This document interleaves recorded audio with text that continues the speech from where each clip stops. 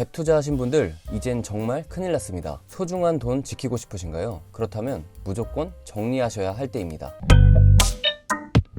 8월에 전세 대란 온다 어쩐다 그렇게 난리를 치더니 대란은커녕 오히려 아파트 값이 점점 폭락을 하고 있는데요. 제 주위에도 아파트 시장의 침체를 인정하시는 분들이 많아지고 있습니다. 하지만 이제 와서 후회하셔도 별 수 있나요? 그러게 제가 늘 말씀드리지 않았습니까? 조금만 논리적으로 생각한다면 절대 돈을 잃지 않는다고 말이죠. 그럼 오늘도 그 논리로서 갭 투자에 대해 한번 파헤쳐 보겠습니다. 귀 쫑긋 세우시고 들어주세요. 우선 갭 투자란 다들 잘 아시겠지만 매매값과 전세값의 가격 격차, 즉 갭을 활용한 투자법입니다. 전세라는 임차 제도가 한국 고유의 독특한 제도이기 때문에 갭 투자 또한 한국에서만 통용되는 투자 방식이라 할 수 있겠는데요. 그래서 외국인들의 경우에도 한국의 전세 제도 그리고 갭 투자에 대해 아예 이해 자체를 못할 때가 많습니다. 원래 전세 보증금이라는 걸 받아 예금이자를 타는 게 전세제도의 기본 목적이었다면 최근 10년 사이엔 이 보증금과 매매가 사이의 갭 차이를 이용해 소액 투자로 아파트를 사는 게 크게 유행했었는데요.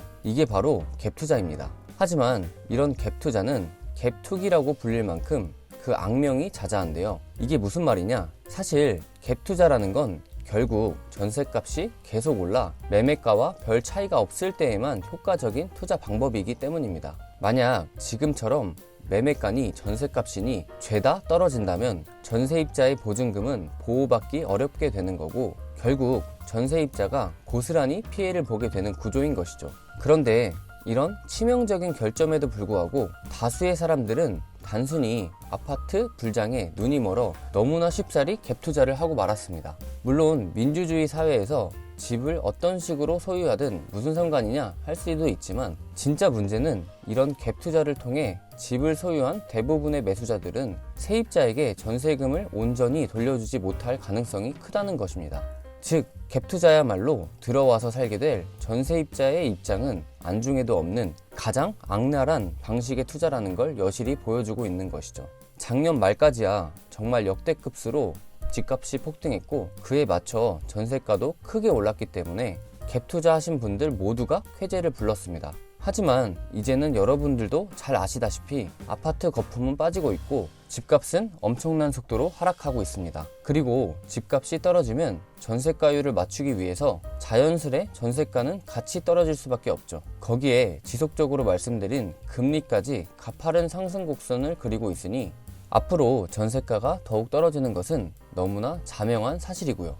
제일 심각한 건 대부분의 투자자들이 오를 때까지 오른 최대치의 전세값으로 갭 투자를 했다는 것입니다. 가령 10억짜리 집에 세입자가 7억 원의 전세로 들어와 있다고 가정해 봅시다. 만약 세입자가 전세가가 너무 높다고 생각해서 다른 곳으로 집을 옮기고 싶다면 집주인의 입장에선 최소 7억 이상으로 다른 세입자를 구해야 정상일 텐데요. 하지만 지금처럼 전세값이 계속 하락 중일 때는 당연히 7억 미만으로 전세를 들어오려 할 테고 갭 투자를 한 집주인은 나가려는 세입자에게 다른 세입자의 전세 보증금 외에 추가로 돈을 더 지불해야 되는 상황에 빠지게 되죠. 당연히 대부분의 갭 투자들은 추가로 돈을 지불할 만한 여유가 없을 테고 기존 세입자 또한 전세금을 다 받지 못했으니 쉽사리 방을 빼지 못하는 사면초가의 상황이 벌어지게 될 것입니다. 게다가 요즘엔 다음 세입자라도 있는 게 어디냐 할 정도로 현재 월세나 반전세를 희망하는 사람들이 엄청 많아지면서 전세 수요자 자체가 급감하고 있는데요. 만약 전세도 아니고 반전세로 들어오게 된다면 갭 투자자는 더욱 많은 추가 비용을 나가려는 세입자에게 지불해야 됩니다. 갭 투자자 입장에선 당장에 몇 천만 원조차 구하기 힘들 텐데 그 단위가 몇 억이라면 갭 투자자들이 과연 감당할 수 있을까요? 최악의 경우에는 깡통 전세 신세가 되어 기존 세입자에게 피해를 입히고 집마저 경매로 넘어가 버리는 참극이 찾아올지도 모릅니다. 결국 의도하지는 않았지만 갭 투자자 본인은 본인대로 피해를 입고 전세입자에게도 엄청난 피해를 주게 되는 것이죠. 이제 이해가 좀 되시나요? 저는 갭 투자자분들도 문제지만 지금 전세로 거주하시는 분들이 여러모로 엄청 불안하실 거라 생각이 듭니다. 그렇기 때문에 만약 지금 새로 집을 구하고 계신 분들이 있다면 이러한 리스크가 있는 전세보다 월세를 강력하게 추천드립니다. 그리고 제가 감히 예언을 하나 하자면 향후 갭 투자는 아예 사라질 가능성이 큽니다. 저금리에 전세 대출을 등에 업고 활개를 치던 갭 투자는 이제 하고 싶어도 못하게 될 투자 방식이 될 것입니다. 그리고 앞서 말씀드린 것처럼 기존의 갭 투자자들은